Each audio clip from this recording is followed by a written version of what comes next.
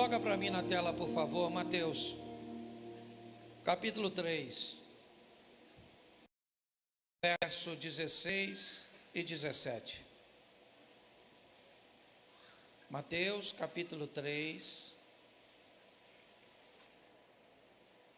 verso 16, nos diz assim: E sendo Jesus batizado, saiu logo da água, e eis que se abriram os céus, e viu o Espírito de Deus descendo como pomba e vindo sobre ele. Verso 17. E eis que uma voz dos céus dizia: Este é meu filho amado, em quem me comprazo. Feche os seus olhos. Senhor nosso Deus e Pai, em nome de Jesus, eis aqui a tua palavra. Continua falando conosco. Usa-me como um canal de bênção nesta hora, em nome de Jesus. Você pode dizer amém? Amém. Isso.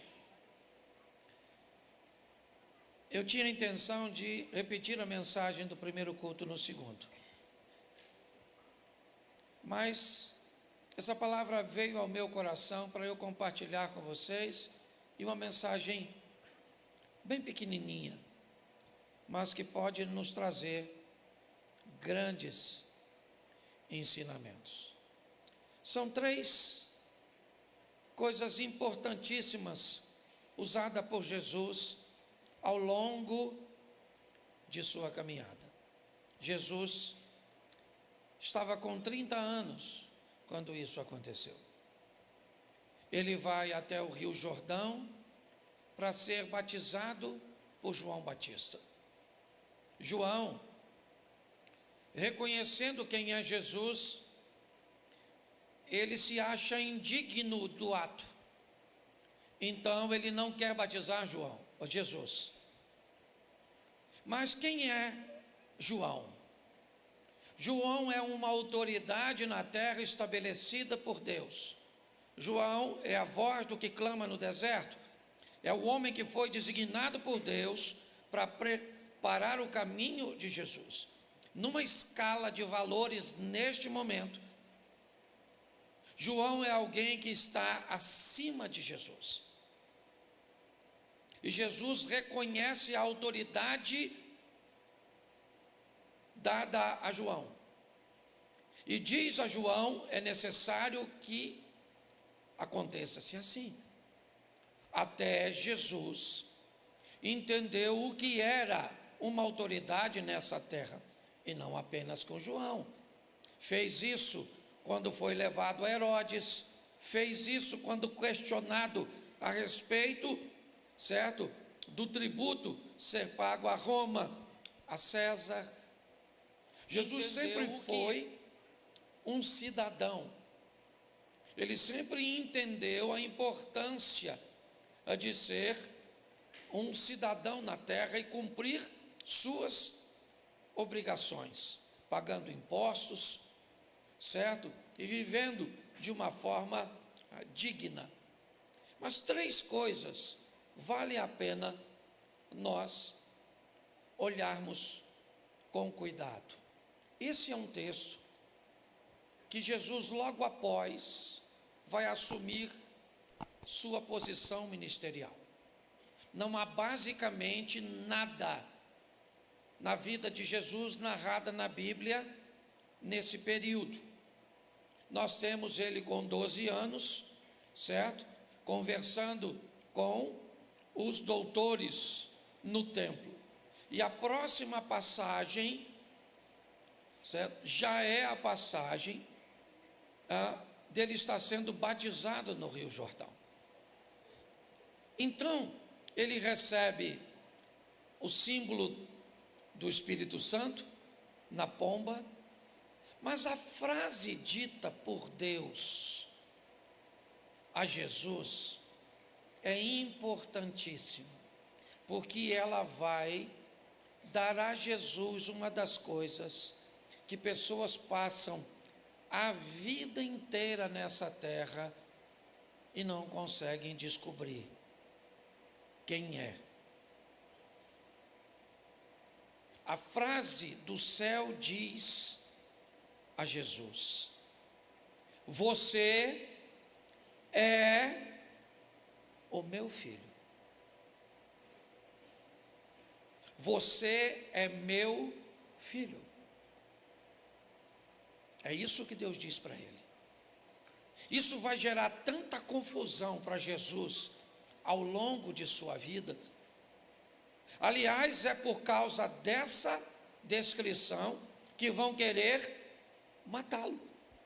Um dos problemas que Jesus encontra ao longo da sua caminhada é dizer perante a todos que ele é filho de Deus. Mas aqui Jesus recebe sua identidade. E muitas pessoas acreditam que você só vai descobrir sua identidade o dia que você descobrir sua missão, porque missão e identidade estão totalmente entrelaçados. Jesus recebe essa informação e talvez você, por que é que ele vai receber essa informação? Pelo que se segue agora. Assim que Jesus vai ser tentado no deserto, as frases usadas pelo inimigo são exatamente as frases que vão questionar sua identidade.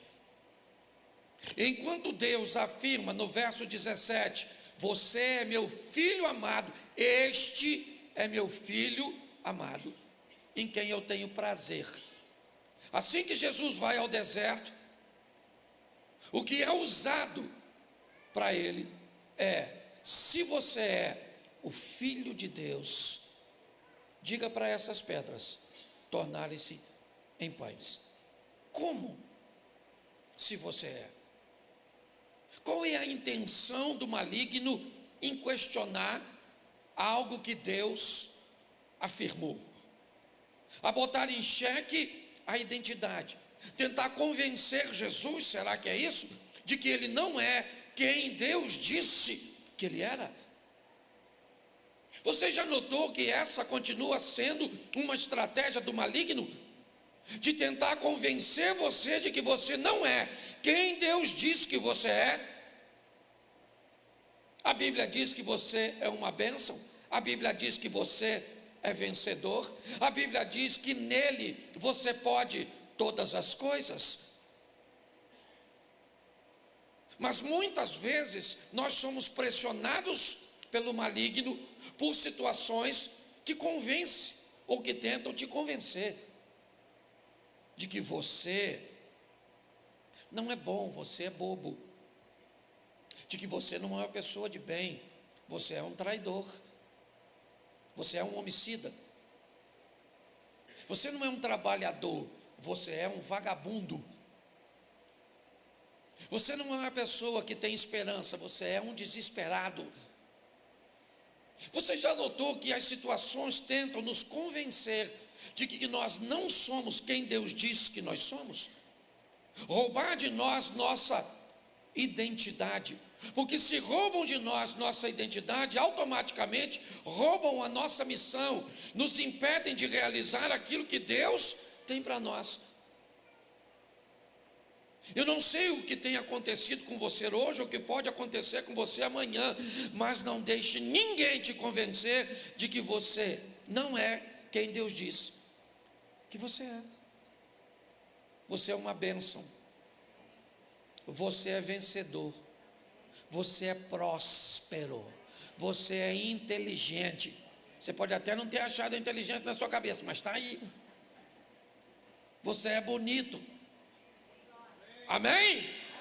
Porque você tem que gostar de você. Você é filho de Deus.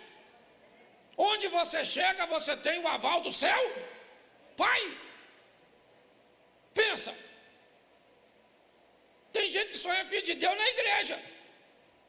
Vai para casa, lá em casa, pastor. Nossa, lá em casa, pastor. O senhor nem sabe, eu nem queria que o culto acabasse.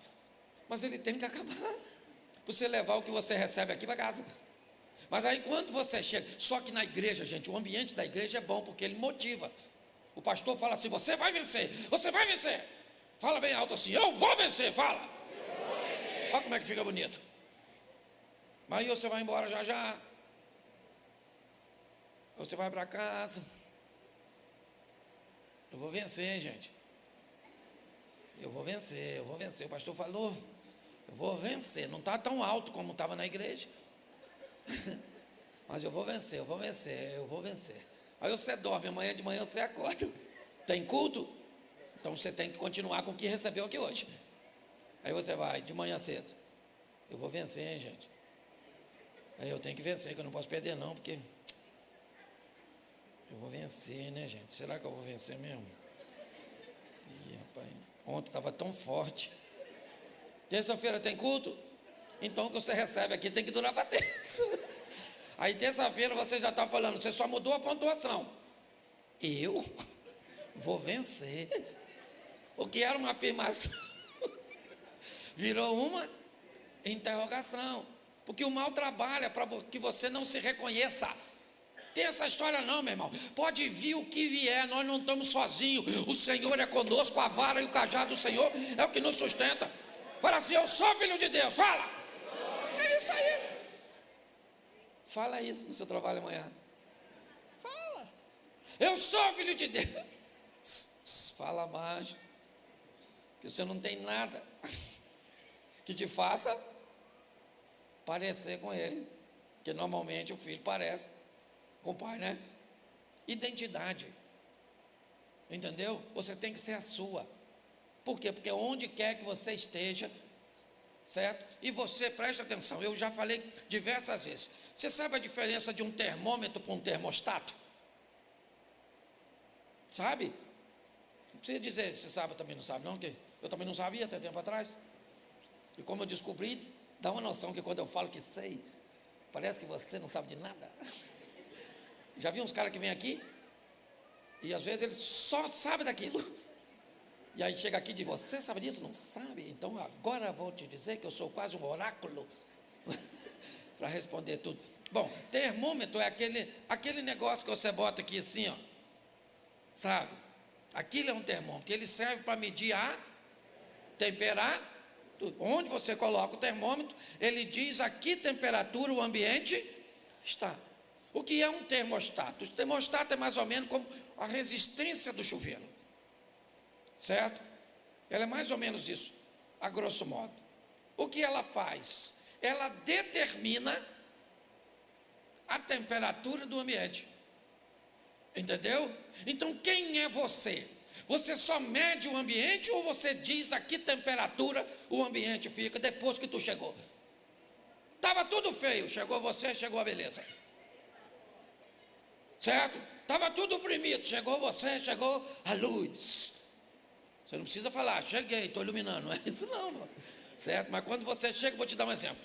Ali na Mantiqueira tinha um boteco na esquina que nós tomávamos café de manhã. Então todo mundo nascia aqui, os caras, né? Conheço todo mundo. Cheguei de manhã, que eu morava lá pertinho, tinha ido até a pé. Quando eu cheguei, eu passei perto dos caras que tinha uns 3 ou 4 amigos tomando café. E eu vi que ele estava falando de mulher, sabe? Peguei fulano, saí com fulano, tal, eu escutei, que nós converte, mas nós não fica surdo, certo? Aí eu passei, Cid, falei, quer ver que eu vou acabar com essa palhaçada, essa conversa? Eu conheci até a mulher que ele estava pegando, pensa, não é mulher feia, é assim, o cara achou que ele era mulherengo, mas eu achei que ele fosse bem 10, bate, sai um monstro, mas deixa quieto. Aí eu falei, eu vou acabar com essa conversa agora, quer ver? Que eu não sou termômetro, eu sou termostato. Fui lá no balcão e falei, pô, irmão, assim, me dá um pãozinho na chapa e um pingado. E ele me deu, peguei aquilo, olhando, botei na mão e fui no meio da roda onde ele estava falando, que peguei, não peguei, certo? E falei, e aí, gente? Estão falando de quê? Aí um falou assim, deixa para lá, pastor, como é que está a igreja? A pauta já mudou. Porque quando você chega, o ambiente muda. Você não chega sozinho. O Senhor é contigo, você é filho de Deus. Então você vai para a sua casa, não tem opressão, não tem demônio, não tem nada. Você chegou quem? Não, chegou quem? O Filho de Deus. Chegou quem? O Filho de Deus. Chega no trabalho e diz, aí, chegou o Filho de Deus, hein? Isso aí, meu irmão, Jesus. Sim, porque você é luz, você é sal, você é uma bênção. Está assim de gente oprimida, entristecida, olhando para si mesmo, não gosta, porque o diabo não gosta dele, fica chateado com você, de você gostar de você.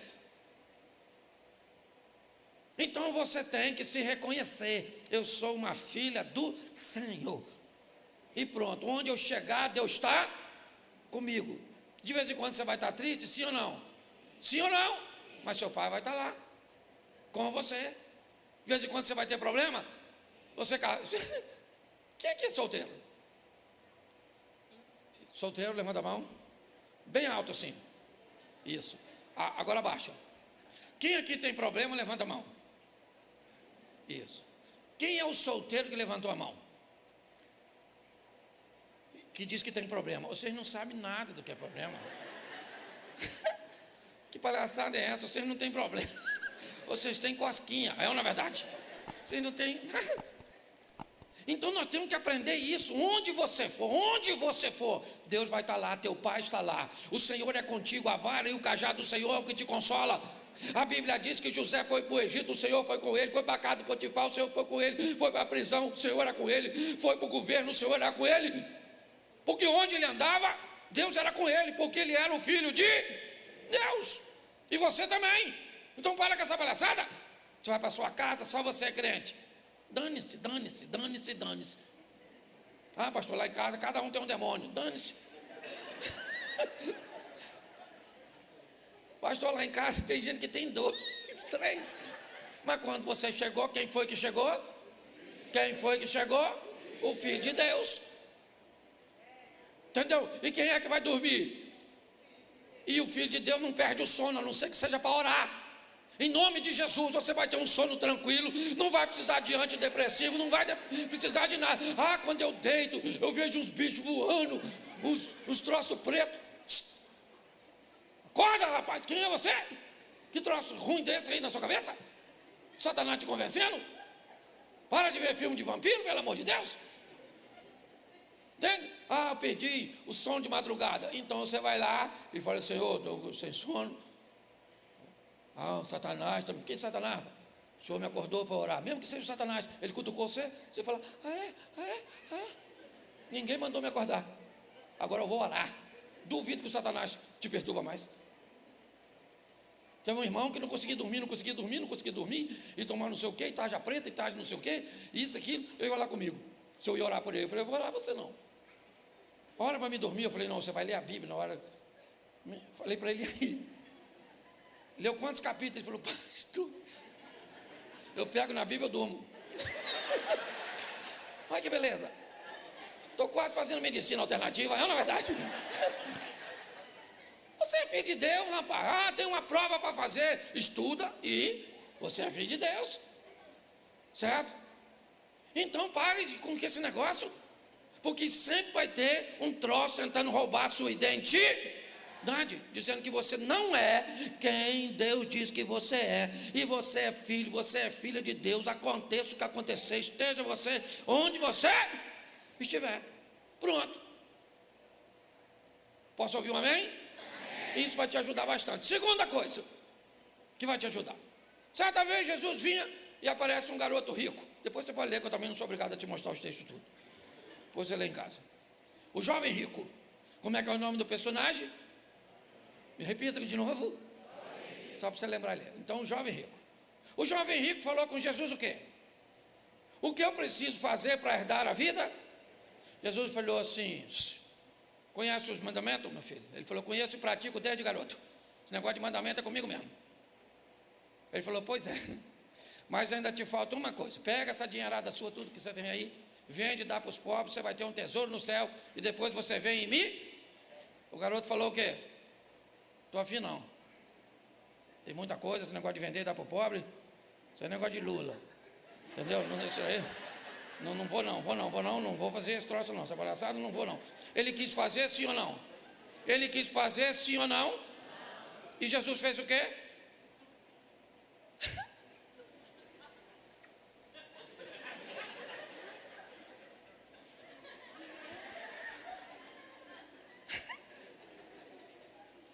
Pastor, o que você quer dizer com isso? Quer viver bem? Aprenda a respeitar a decisão dos outros. Para de ficar sofrendo porque a decisão é do outro. O outro resolveu, certo? Que quer tomar essa decisão, que não quer Jesus, que quer ir para o inferno, que quer isso. Você tem que continuar orando. Pastor, o que o senhor faz quando você prega o evangelho para um parente seu, para um amigo seu, que ele não se converte, que ele rejeita, que ele... Aí eu fico triste porque eu choro, porque isso... Para com isso. Quando você for orar por essa pessoa, fala: Senhor, falar uma coisa para o senhor, eu estou pregando o evangelho para aquela besta lá, não quer aceitar, falou que não quer ir, não sabe ele.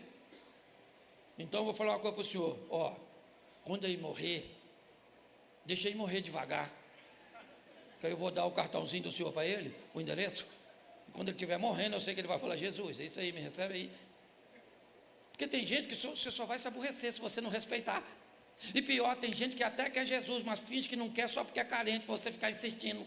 Aí você fica aborrecido. Que quem é que quer ir para o inferno? Levanta a mão. Ninguém quer ir não, rapaz. Eu sou ateu, não acredito em Deus, e Deus também não acredita em você. Então é 0-0. Então isso é muito legal. Respeitar o direito dos outros. Não quer ir para a igreja, não quero. Então não vá, que eu estou indo. Aí vem. Ele podia ter vindo, quero ficar. Meu coração, estou aqui, mas meu coração está em casa. Respeita o direito dos outros. Entendeu? Jesus, o cara falou: não estou afim. Jesus falou: beleza, mano. Vida que segue. Segue a sua, que eu sigo a minha. Para de sofrer porque os outros. Quando não perca a esperança de orar. Não é isso que eu estou falando, não entregue ninguém para Satanás, não. Você não é feiticeiro. E outra coisa, você é crente, não fica pedindo para os outros morrer, não. Está fazendo você sofrer, por que Deus não leva? Deus pode escutar isso diferente e levar você e deixa o outro. Porque está lá na Bíblia: não vos peço que os tire do mundo, mas que os livre do... Então a gente não pede os outros para morrer, pede os outros para se converter. Aí o que você está fazendo? Orando por sua sogra. Aliás, no sepultamento de sua sogra, vou te ensinar uma oração boa. Sepultamento de sogra. Ore assim: Senhor, receba a tua filha com a mesma alegria que eu estou enviando. Não é verdade? Foi só para distrair um pouquinho, tá certo? Mas olha aqui para mim. Olha só. Aprenda a respeitar a decisão de seus filhos, a respeitar a decisão de seus pais. Você está entendendo? Aprenda. A vida vai ficar mais fácil quando você aprender a respeitar a decisão dos outros. Jesus não negociou com ele, ele disse: não gostei da mensagem. Jesus falou: eu não vou baixar a régua para você entrar no meu reino.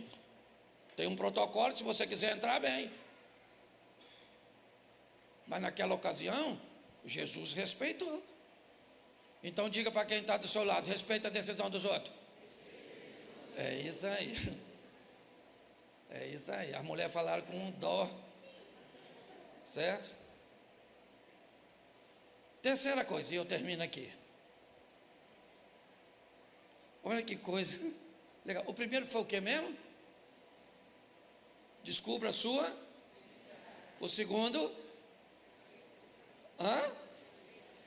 Respeite a decisão. Terceiro, monte uma agenda leve. Cuidado com a agenda pesada demais. E a agenda pesada demais não é de muita coisa para fazer. Não é somente quantidade. É ter o cuidado para as pessoas não colocarem você na agenda delas.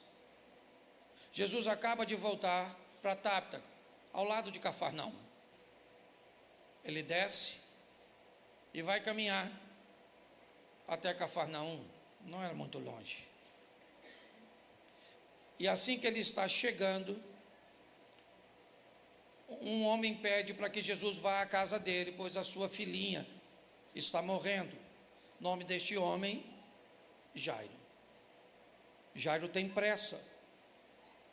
Algumas traduções que a menina estava moribunda, já estava, né? Seus sinais vitais já estavam indo embora, ela está morrendo. Então é normal que este indivíduo tenha pressa. E ele pede a Jesus que vá à casa dele. Jesus aceita o convite e diz a Jairo: vamos embora. Jesus entra aparentemente na agenda de Jairo, que tem pressa. No caminho, uma mulher do fluxo sanguíneo toca em Jesus. Jesus então interrompe a sua caminhada para ajudar uma mulher que também precisa de cura. Quando ele faz isso, ele sai da agenda de Jairo e entra na agenda dele, de Jesus. Jairo tem pressa e diz, né, ao longo da caminhada, que ele tem urgência. É tão urgente que quando Jesus para curar a mulher, a filha do Jairo morre. Então parece que Jesus não vai resolver o problema. É Marta e Maria dizendo: o Senhor chegou atrasado, se o Senhor tivesse aqui, meu irmão não teria morrido. Mas Jesus não andava na agenda dos outros. Querem matá-lo, ele diz: eu vou sair daqui, não é hora de eu morrer, não está na minha agenda isso. Jesus tinha uma agenda dele, que era leve.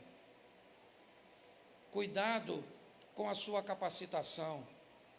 Às vezes você é tão bom naquilo que faz, que corre o risco de se tornar refém de seus compromissos. Não ter ocupação para quase nada. Essa é a verdade. Eu posso dizer isso porque cometi esse erro. E para mim consertar, não dava para consertar da noite para o dia. Eu tive que estar me reajustando, né? Antes eu viajava quase o tempo inteiro. Hoje, que eu viajei quinta, voltei sexta, e agora só viajo quinta. Basicamente uma semana. Eu estou me reposicionando, porque eu andava na agenda dos outros. Quando você consegue saber quem você é, você entende sua missão. Respeitar a decisão dos outros te traz leveza, certo? E montar uma agenda tranquila, que seja sua, dentro das suas possibilidades, você vai descobrir o quão agradável é viver. Cristo nos ensinou essa lição e teve uma vida extremamente suave. A Bíblia diz que ninguém amou como ele amou, e basicamente viveu 3 anos intensos, de 30 a 33. A minha proposta hoje para a igreja, como foi no primeiro culto, é suavizar a sua vida, é fazer com que a sua fé seja bem solidificada. E ela é tão boa e tão firme, sua vida com Deus como filho é tão intensa, sua capacidade de respeitar a decisão dos outros é tão firme, sua agenda é tão boa, que nas suas orações, poucas vezes aparece a palavra milagres. E todas as vezes que a palavra milagre acontece na sua oração, ela poucas vezes tem a ver com você.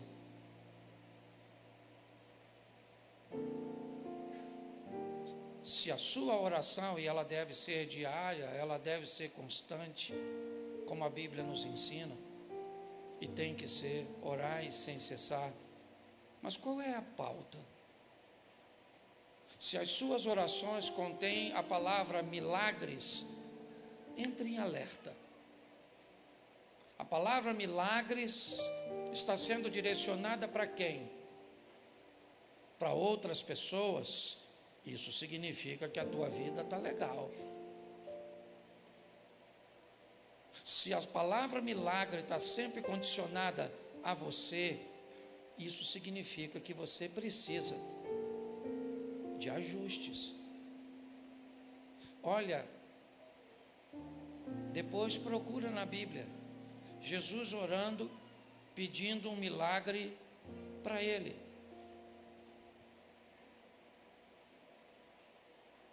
Basicamente, a única oração de Jesus que tem a ver com ele foi: Deus meu, por que me desamparaste? Se as suas orações contêm muito a palavra milagres, até pode ser. Se esses milagres têm muito a ver com você, significa, ou pode significar, que a sua gestão não é das melhores.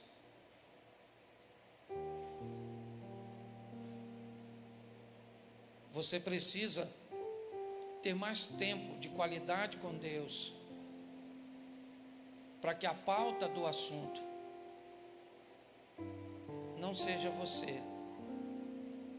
E se for você, é uma busca por mais intimidade, por mais proximidade, certo?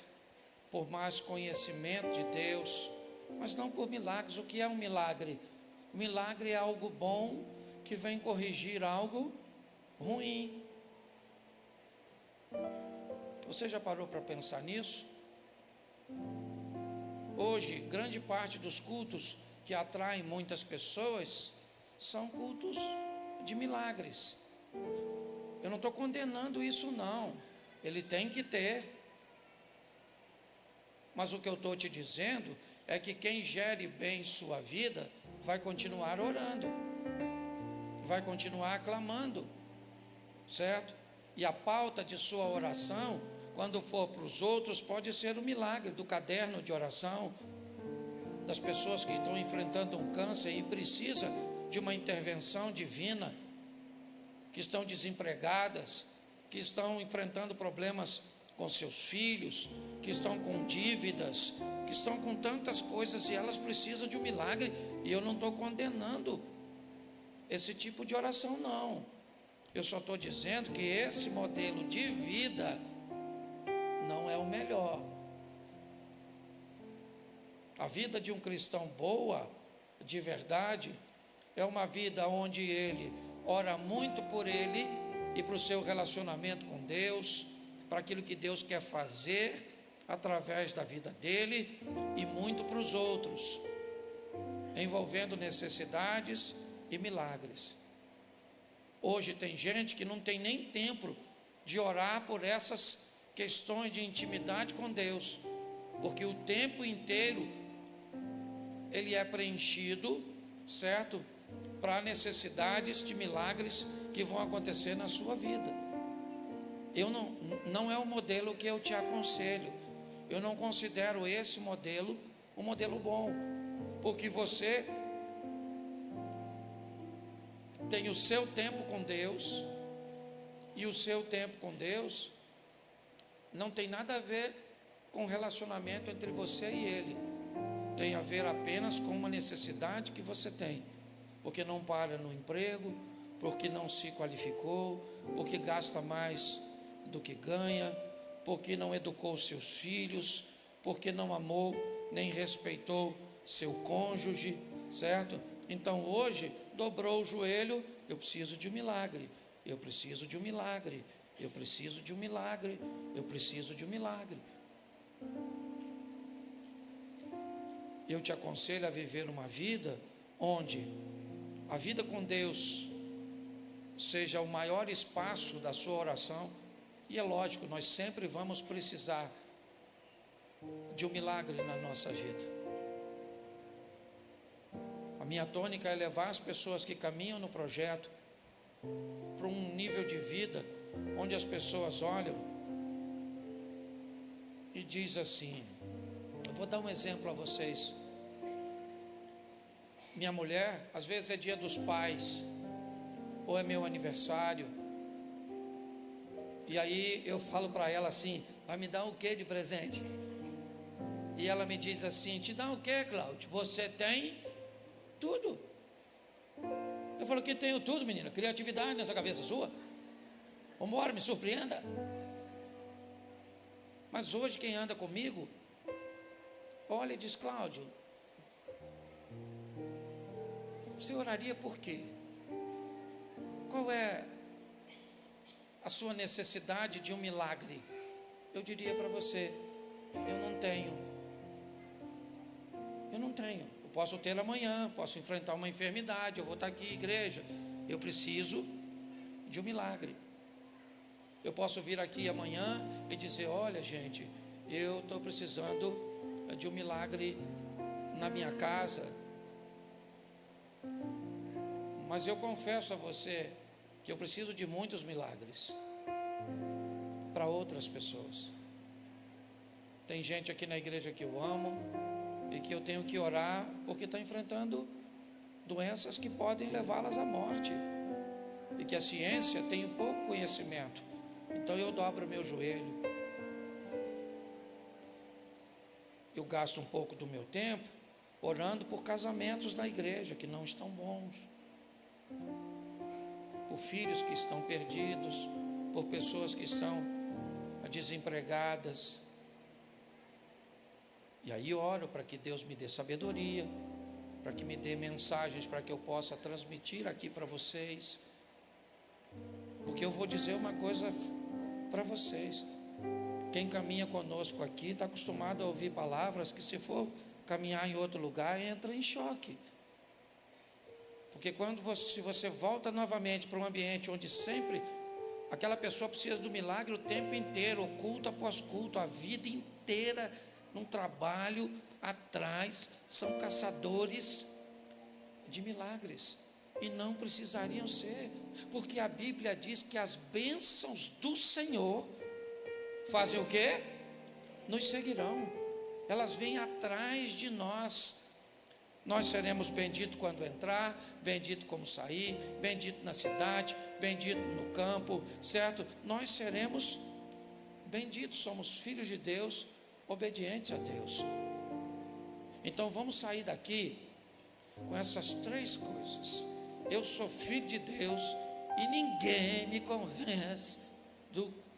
Tempo atrás o cara postou na rede social, o senhor pregando desse jeito, o senhor deve ser o anticristo. Olhei, anticristo.